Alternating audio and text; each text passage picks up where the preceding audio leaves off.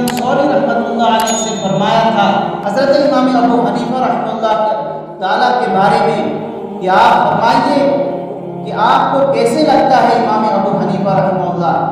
تو انہوں نے کہا کہ حضرت امام ابو حنیفہ رحمۃ اللہ علیہ بڑے کنجوس ہیں، بڑے بخیل ہیں۔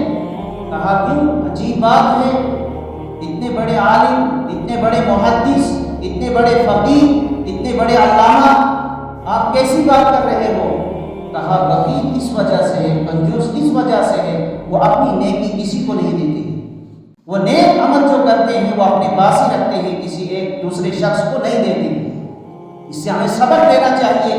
حضرت سفیان ثوری رحمۃ اللہ علیہ اپنے زمانے کے بڑے علامہ تھے، بڑے فقیہ اور محدث تھے۔ جب ان شخص کو کہا اس کو عجیب سا لگا، لیکن جب یہ بات سنی کہ امام ابو حنیفہ رحمۃ اللہ علیہ نے کبھی کسی کی غیبت نہیں کی، کبھی کسی کی چغلی نہیں کی۔ چغلی تب کرتا ہے انسان جب اس کے اندر کبر آتا ہے، جب وہ تکبر کرنے لگتا ہے کہ میں بڑا افسر ہوں، میں بڑا سیاستدان ہوں، میں بڑا ہوں۔ جیسے جو نیک عمل ہوتے ہیں وہ سب کے سب ختم ہو جاتے ہیں۔ مدینہ کے اندر رمضان المبارک کے مہینے میں دو عورتوں کو سخت پیاس لگی ہے، بھوک نے ستایا ہے۔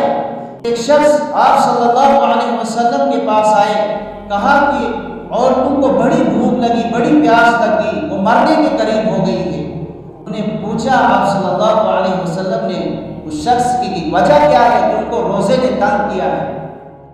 تو آپ صلی اللہ علیہ وسلم نے فرمایا کہ روزہ تنگ کرتا نہیں ہے کسی کو، جو نیک عمل کرتا ہے، جو قرآن پڑھتا ہے، جو اللہ کا ذکر کرتا ہے، اس کو کبھی روزہ تنگ نہیں کرتا ہے۔ ان دونوں عورتوں کو بلایا گیا اور آپ صلی اللہ علیہ وسلم کے پاس، اور ان کو ایک پیالہ دیا، کہا اپنی یہ انگلی اپنے حلق میں ڈالو اور پھر کے کرو، الٹی کرو۔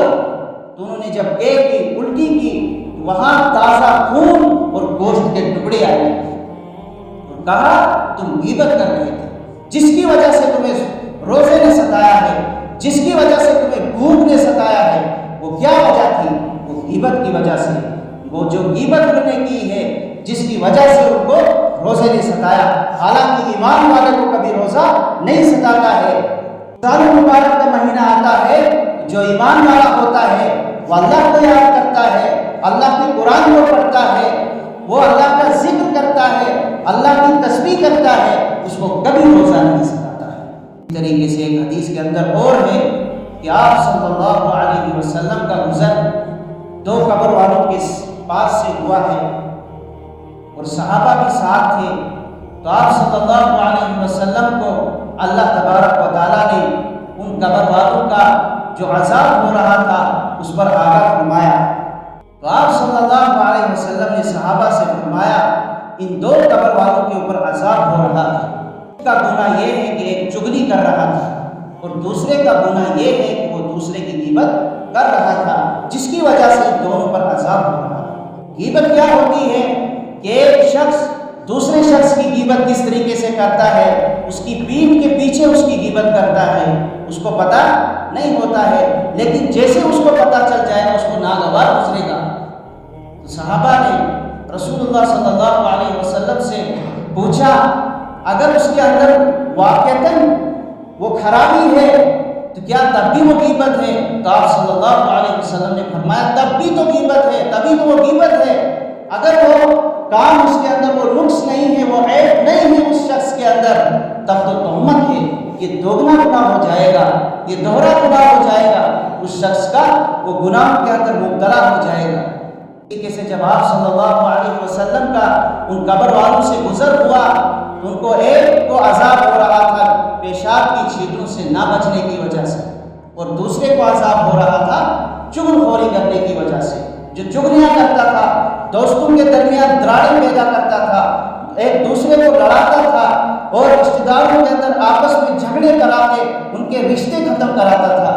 یہ ہے اصل مقصد کہ آپ صلی اللہ علیہ وسلم نے صحابہ کو متنبہ کیا اور یہ امت کو پیغام دینا تھا اور امت کو ڈرانا تھا اس چیز سے کہ ان چیزوں سے، اس گناہ سے بچنا، یہ جو گناہ ہے اس سے بچتے رہنا، خود بھی بچنا اور دوسروں کو بھی بتانا کہ اس سے بچو، حاجت کے لیے بیٹھتے ہو تو اس طریقے سے بیٹھو کہ پیشاب کی چھینٹیں اپنے کپڑوں کے ساتھ نہ لگیں، اپنے بدن کے ساتھ نہ لگیں۔ اسی طریقے سے ایک دوسرے کی غیبت نہیں کرنی چاہیے۔ تو آپ صلی اللہ علیہ وسلم نے پھر کھجور کی ایک ٹہنی دی اور اس کھجور کی ٹہنی کو 2 حصوں میں تقسیم کیا ہے۔ ایک حصہ ایک قبر والے کے پاس رکھ دیا اور دوسرا حصہ دوسرے قبر والے پر رکھ دیا۔ تو پھر فرمایا کہ جب تک یہ تر و تازہ ٹہنیاں جب تک یہ رہے گی، جب تک ان پر ہریالی رہے گی، تب تک ہو سکتا ہے اللہ تبارک و تعالیٰ میری اس سفارش کی وجہ سے ان کے عذاب کے اندر تخفیف ہوگی۔ رضی اللہ تعالیٰ علیہ مجمعین نے آپ صلی اللہ علیہ وسلم سے فرمایا کہ عجیب عمل ہے۔ صلی اللہ علیہ وسلم نے فرمایا کہ اللہ تبارک و تعالیٰ ہو سکتا اس ہری ٹہنی سے، یہ میری سفارش کی وجہ سے ان قبر والوں کا عذاب کچھ ہلکا ہو جائے، کچھ تخفیف ہو جائے گی، لیکن یہ خاص عمل، یہ خاص فعل صرف حضور صلی اللہ علیہ وسلم کے ساتھ خاص ہے، کسی اور کے ساتھ خاص نہیں ہے۔ اس لیے ہمیں بچنا چاہیے ایسی مجلسوں سے جہاں ایک دوسرے کی غیبت ہوتی ہے، چاہے وہ کوئی بھی مجلس ہو۔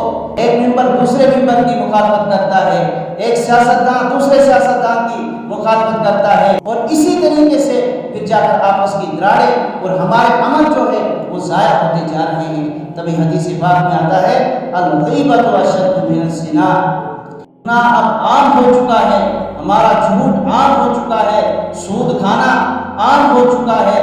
ہم اس کو گناہ نہیں سمجھتے ہیں، لیکن ایسے گناہوں سے بچنا چاہے، غیبت سے بھی بچنا چاہے، سود سے بھی بچنا چاہے، رشوت سے بھی بچنا چاہے، شراب سے بچنا چاہے۔